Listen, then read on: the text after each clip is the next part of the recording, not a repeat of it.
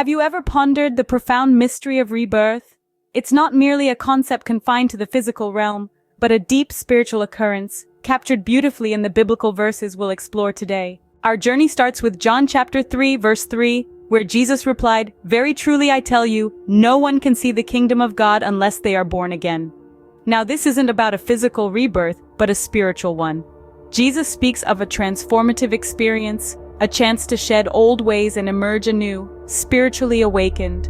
The kingdom of God, as he puts it, is not a place one can walk into. It's a state of being, accessible only through a spiritual rebirth. Then, we move to John chapter 12, verse 49. Here we find Jesus stating, "For I did not speak on my own, but the Father who sent me commanded me to say all that I have spoken." This passage highlights the deep unity between Jesus and the Father. It's not about blind obedience, but a profound connection, a spiritual bond that transcends earthly understanding. Jesus echoes the words of the Father, the divine commandments, not as a messenger, but as an embodiment of the divine will. Finally, we delve into John chapter 3, verse 6, where it says, "Flesh gives birth to flesh, but the Spirit gives birth to spirit."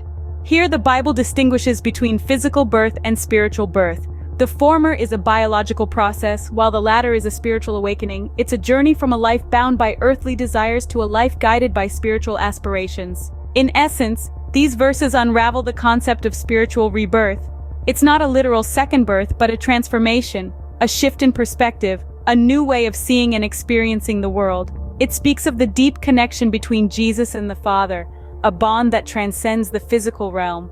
And it underscores the difference between physical birth and spiritual birth, urging us to seek a higher purpose, to aspire for a life in the Spirit. In summary, spiritual rebirth is about shedding old ways and embracing a new spiritual consciousness. It's about understanding the profound connection between Jesus and the Father, recognizing the divine will in our lives. And it's about transcending the physical, moving towards a life of spiritual fulfillment. So, as we navigate through our lives, may we open our hearts to this spiritual awakening, this rebirth, and experience the kingdom of God in all its glory.